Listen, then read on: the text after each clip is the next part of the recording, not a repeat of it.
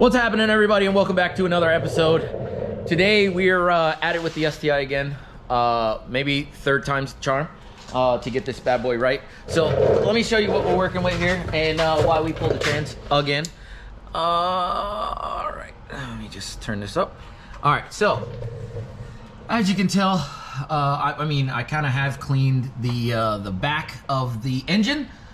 So you can't really see a lot of the oil that was built up there, but it's definitely all over. I mean, when I say all over, I mean like everywhere. And it just kind of like drips down to the back. So what I will say is that I had no idea that there's an oil passage here. There's an oil passage. So let me get my light here. Let me shine this right here. So I'm going to show you exactly what I had no idea about. So, see these 6 bolts? Well, yeah. Yeah. See this arrow here? See this arrow? Well, that's an oil passage, which I had no idea about. But, yeah. So, to remedy that, Subaru does make a part here that, that does remedy that.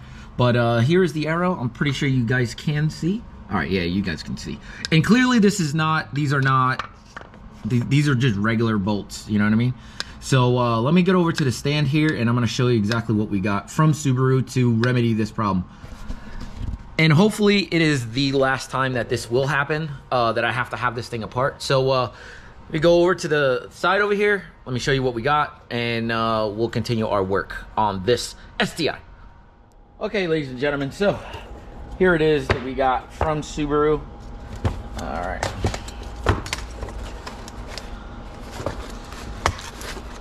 I don't know why it's so, oh, it's because it's upside down. All right, so this is a brand new plate. Same plate that I pretty much have in here.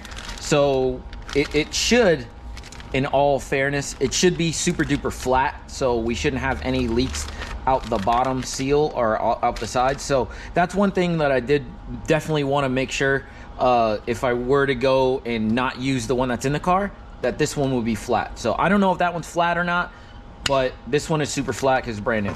So 5 bolts. I think they are, I don't know what they are. They're just hex bolts or whatever. But the one special bolt, as you can tell here, people, it has thread locker on it. So that thread locker corresponds with this oil passage that goes here. So what I will do is I'm going to go over there, clean up everything, and I'm going to put everything back together. So it's going to take me a little bit because I need to clean everything off, gasket all that gasket material and all that goodness. And then I need to clean everything, clean the surface, make sure it's going to be a good bond. And what I will be using is the right stuff. So I like Permatex stuff. The stuff that I had used on the car before was gray. This is black, and this is definitely like probably the best stuff that you can buy apart from, like maybe Honda Bond. But I hear some bad things about Honda Bond as well. But this is what I like to use, some type of Permatex or something like that. But the right stuff is definitely the right stuff. So yeah. So what I'm gonna do is I'm gonna do all of that stuff off camera because you guys have already seen me take off the transmission. You guys have seen me do everything that I needed to do. But hopefully, with God willing and stuff like that, what I will be doing is if this video is released, then it's probably gonna be a good. But I'm gonna hold off on this video for a little bit. Since my last video, this will be the first video of the year. The first one that I'm making for the year anyway. So hopefully everybody had a Merry Christmas and Happy New Year. And yeah, I'm gonna get to work on this and I'm gonna put this bad boy back together. So yeah, oh yeah, actually, I have another thing for you. So I remember when we did this last time, I was gonna do a brand new axle. Well, I had a couple problems with that, So problem number 1, there's 2 different styles of axle that come for this STI, which is very weird. And unfortunately, the one that I had in my car, had a short, it was like a short nose or whatever. So there might have been 3-4 threads on it, and that was a good amount of money. So probably, we'll just say for argument's sake, it was probably like $100, right? and the one that I actually need for this car is maybe $250. So it's a big price difference. So all my issues with the axle is that it's got a boot leak. So when I come back and I get, you know, the motor all sealed up and stuff, I'll show you exactly what I got to fix all that, and I'm gonna show you guys how to do it. So let's go. All right, ladies and gentle folks, so this is what you're gonna be looking like. So the black one goes up here, and all the rest of them are here. And it's only been like a couple seconds here, so I gotta wait my half an hour for this thing to actually somewhat cure or whatnot, and then I can go around and torque the rest of these. So yeah, I'm gonna go inside, I'm gonna relax a little bit, let this cure, let this chill, and fingers crossed we don't have this issue again. So yeah, the next thing we will do is we will be looking at fixing this bad boy. So once I come back outside, I will start ripping this bad boy apart and show you exactly why I don't want to spend $200 and why I can just spend a couple bucks, $30, $40 to get a new boot, new grease, and yeah, it'll make a world of difference. So yeah, let's go. Okay people, so as you can tell, this is our damage right here, this bad boy. It yeah, it spews all muck all around. So what we're gonna do is, we got this kit from Napa, and yeah, pretty simple.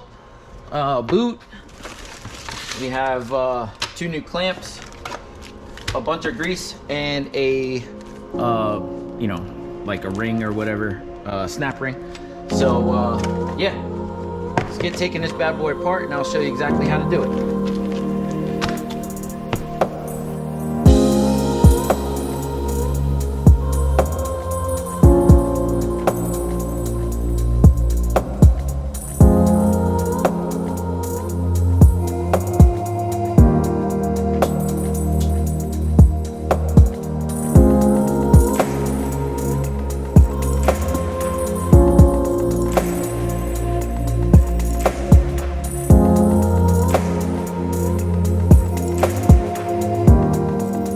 So it looks like the end over here does not come off. So what I'm gonna have to do is I'm gonna have to take all of this stuff off over here, and I'll possibly have to just zip tie these, because that's what I used to be able to do when I was out in the field. So yeah, I will be putting this on time lapse, and I'm gonna get this bad boy taken apart, put the new boot on, slide it all the way down the shaft, and then put everything back together, grease it, and do everything that I need to do.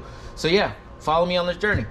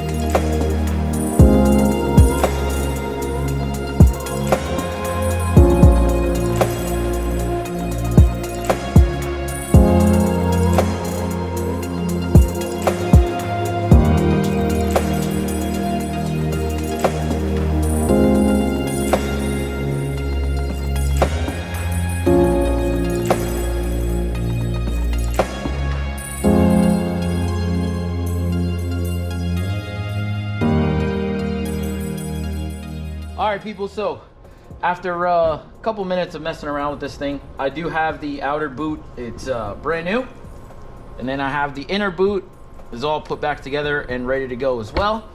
And this project is good. All I really need to do is put this bad boy back into the car, and yeah, we can kind of move on with our day. So yeah, I think that's really it. I guess that's a quick definition of or a quick show how-to on how to replace your CV joint boots if they are ripped. So mine are ready to go, looking really fresh, looking really new.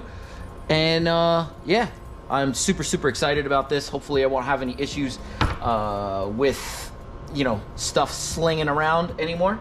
So yeah, let's get this bad boy back in the car, and yeah, keep it moving. So yeah, I think this is where we're gonna leave this one off.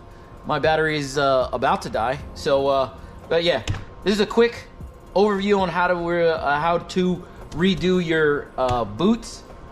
But yeah, I'm done with this video, I guess. I guess I'll see you guys on the next one. All right.